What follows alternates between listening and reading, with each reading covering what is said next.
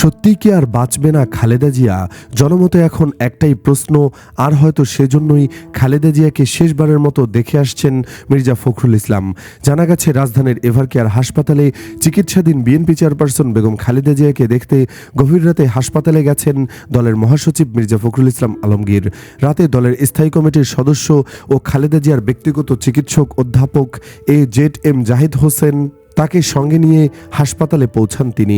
সেখানে তারা মেডিকেল টিমের সঙ্গে সর্বশেষ শারীরিক অবস্থা নিয়ে আলোচনা করেন। বিএনপির মিডিয়া সেলের সদস্য সাইরুল কবির খান এ তথ্য নিশ্চিত করেন।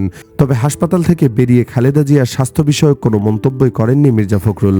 নীরব থেকে রাতের সফর শেষ করেন তিনি। এর আগে এভারকেয়ার হাসপাতালের নিরাপত্তা আরও জোরদার করা হয়। প্রধান ফটক ও আশপাশে দেওয়া হয় ব্যারিকেড। দেশি বিদেশি বিশেষজ্ঞ চিকিৎসকদের তত্ত্বাবধানে চলছে খালেদা জিয়ার চিকিৎসা। এদিকে বিএনপি চেয়ারপারসন ও সাবেক প্রধানমন্ত্রী বেগম খালেদা জিয়াকে অতি গুরুত্বপূর্ণ ব্যক্তি ঘোষণা করেছে সরকার। একই সঙ্গে সাবেক প্রধানমন্ত্রীর জন্য বিশেষ নিরাপত্তা বাহিনী স্পেশাল সিকিউরিটি ফোর্স নিয়োগ দেওয়া হচ্ছে। প্রধান উপদেষ্টার কার্যালয় থেকে এ সংক্রান্ত প্রজ্ঞাপন জারি করা হয়েছে। রাষ্ট্রপতির আদেশক্রমে প্রধান উপদেষ্টার কার্যালয়ের মহাপরিচালক প্রশাসন মোহাম্মদ আব্দুল ওয়াদিদ চৌধুরী প্রজ্ঞাপনে স্বাক্ষর করেন। প্রজ্ঞাপনে বলা হয়, সরকার বিশেষ নিরাপত্তা বাহিনী বা স্পেশাল সিকিউরিটি ফোর্স আইন 2021-এর ধারা 2 প্রদত্ত ক্ষমতা বলে সাবেক প্রধানমন্ত্রী খালেদা জিয়াকে অতি গুরুত্বপূর্ণ ব্যক্তি হিসেবে ঘোষণা করা হলো। ইহা অবিলম্বে কার্যকর হবে। প্রসঙ্গত, বার্ধক্যজনিত নানা জটিলতায় গত কয়েকদিন ধরে রাজধানীর এভারকেয়ার হাসপাতালে চিকিৎসাধীন রয়েছেন বিএনপি চেয়ারপারসন বেগম খালেদা জিয়া। তার চিকিৎসায় রাজধানীর এভারকেয়ার হাসপাতালে এসে পৌঁছেছেন 5 সদস্যের বিদেশি চিকিৎসক দল। তারা হাসপাতালে আসেন।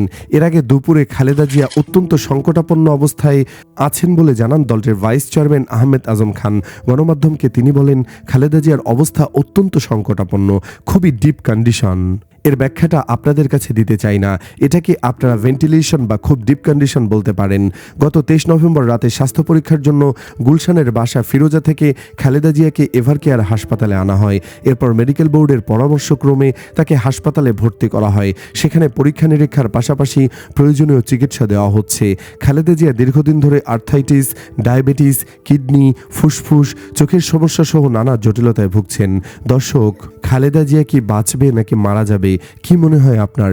এ নিয়ে আপনার মন্তব্য জানিয়ে দিন কমেন্ট বক্সে।